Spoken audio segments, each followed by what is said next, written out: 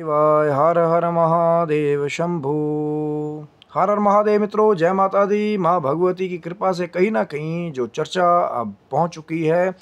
छठे चक्र के बारे में, जो पहले 5 चक्रों के बारे में, कहीं ना कहीं हमने मूलधार चक्र से लेकर के माँ शैलपुत्री से लेकर के 5वें चक्र तक जो है कहीं ना कहीं विशुद्ध चक्र तक चर्चा की है। और आज कहीं ना कहीं आगे की चर्चा कर रहे हैं, जो छठवां चक्र है कहीं ना कहीं जो है हमारा आज्ञा चक्र, अजना चक्र, जिसका कनेक्शन जो है कहा जाता है कि माँ कात्यायनी का वो जो रूप है, कहीं ना कहीं जब साधक छठवें दिन जो है माँ कात्यायनी की पूजा करता है तो कहीं ना कहीं माँ के आशीर्वाद से जो छठा चक्र है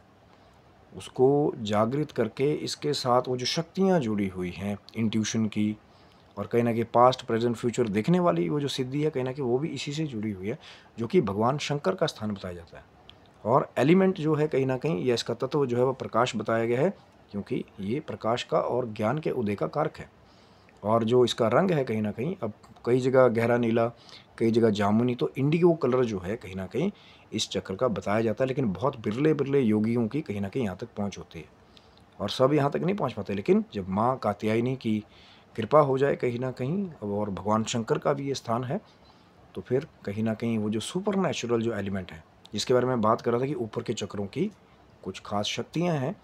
तो माँ भगवती की कृपा से वो शक्ति कहीं ना कहीं प्राप्त हो जाती है। और अगर ये उदय हो गया तो फिर कुछ ऐसे आयाम हैं, कुछ ऐसे डायमेंशन है जिसको कहीं ना कहीं योगी जो है, जो बाकी सब नहीं देख पाते, तो अपने थर्ड आई के ज़रिए जो है कहीं ना कहीं उस सुपर नेचुरल चीज़ को योगी देख लेता है। लेकिन वही तो बात है ना कि बेस से तभी तो शुरू किया था ना, कि मूलाधार चक्र से लेकर के फिर आज्ञा चक्र तक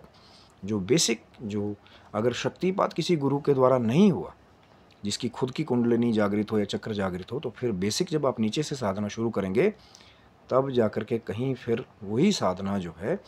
ऊपर तक, जब एक बिरला, तभी तो कहा ना कि कोई बिरला बिरला योगी पहुंचता है जिसके ऊपर भगवान शिव की, माँ जगदम्बा की, माँ कात्यायनी की कृपा हो,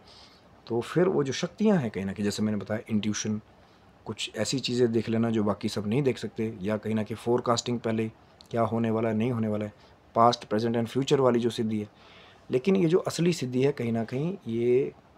बहुत सारे,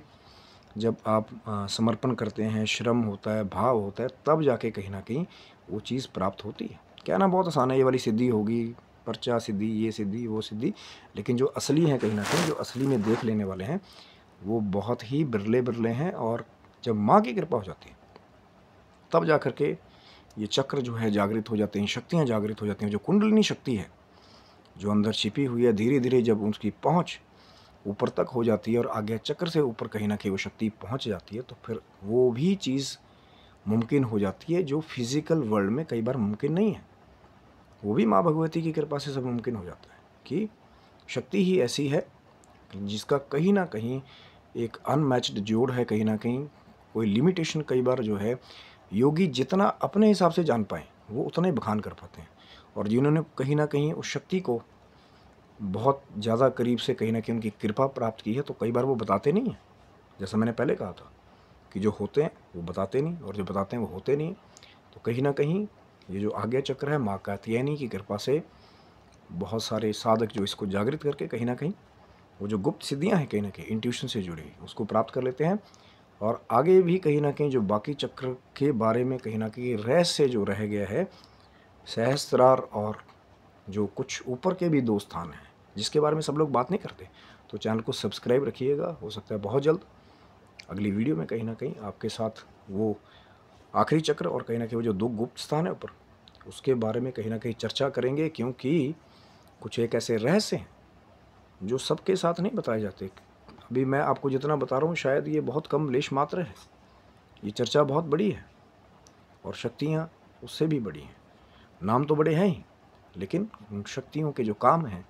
वो बहुत बड़े हैं। लेकिन किसी किसी के ऊपर